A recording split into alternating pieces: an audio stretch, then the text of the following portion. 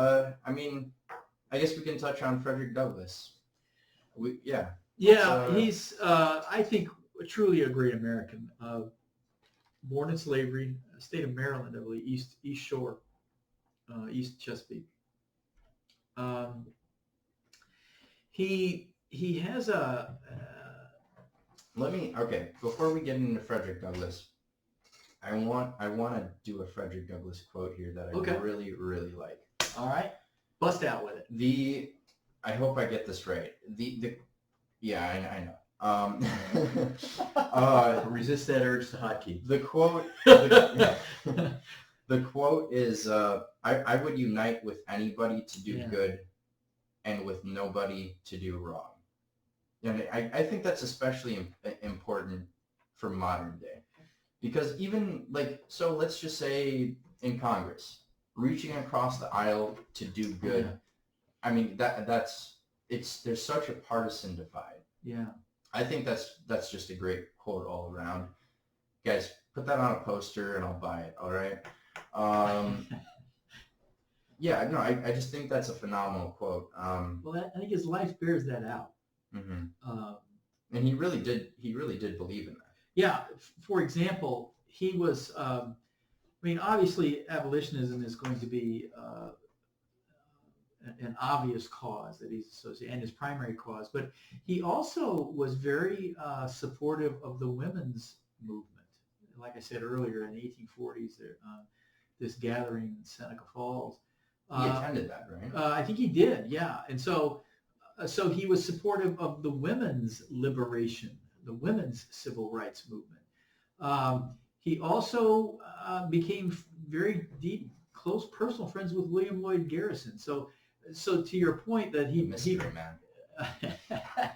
he'd work with anybody, I think is the gist of the conversation. Mm-hmm. Work with anybody to do good in all kinds of different kinds of causes. So his life demonstrated that. I think that's a great quote to preface.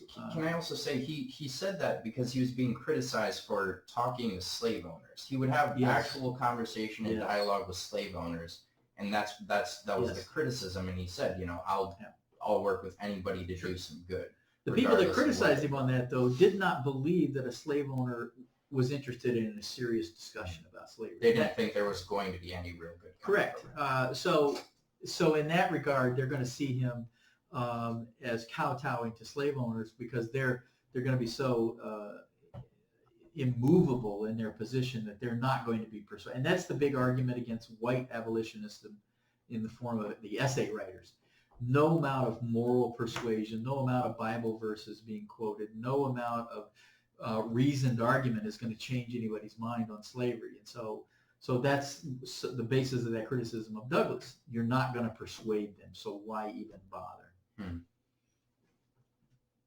All right, well, tell us. I mean, there's a whole lot to go over. He's interesting because he escapes slavery. He learns to read in large part because a white lady, the wife of one of his masters, taught him to read, and he becomes literate and eventually escapes slavery up through she started to teach him, right? And then her husband, said, no, this isn't for slaves. Yeah. And proceeded anyway. Yeah, he learned, behind, obviously, continued to do that. Sure.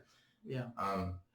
Well, one thing I do want to mention, too, is at 16, Frederick Douglass was sent to a, quote, slave breaker. Do you know about this? Yeah. Edward Covey? Covey, it didn't work out very well. He eventually meets Covey real late in life, and they make up, I guess. No kidding. Yeah. I'm a little fuzzy on those, but I do remember that story. Maybe you know more about it right now than I do. I guess the gist of it was I like that, the gist of it. The gist of it was he was sent to this, quote, slave breaker, which these people were notorious for being so brutal that they would break the spirit of anybody.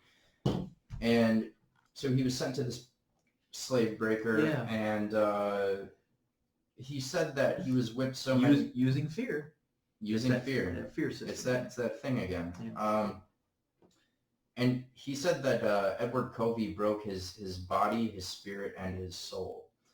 And there was eventually Frederick Douglass, he was getting another whipping, and he basically turned around and had a physical confrontation and whooped his ass. Yeah.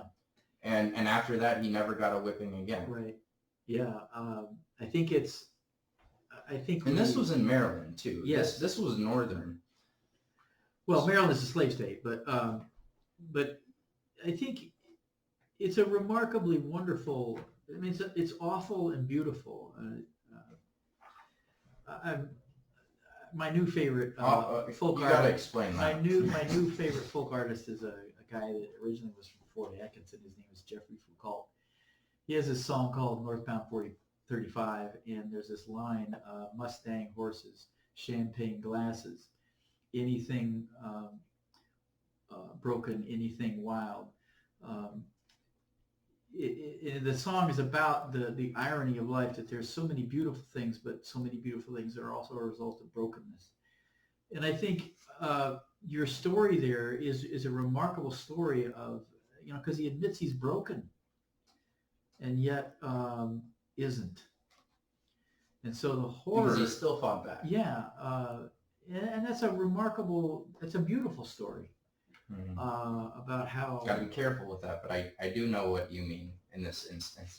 Well, it's remarkable that many of us have... Beautiful in the struggle. Yes. In that he overcame that specific instance. In horrific, and the odds are totally against him. And so I think many of us, can resonate that with it just in our own personal lives, the things that we may have encountered that are just horrific, and some more than others. But I think it's a great example of him, what's in him, as what's really inside him in the midst of all of that mayhem. So, yeah, it's the Covey slave breaker is a remarkable event, I think.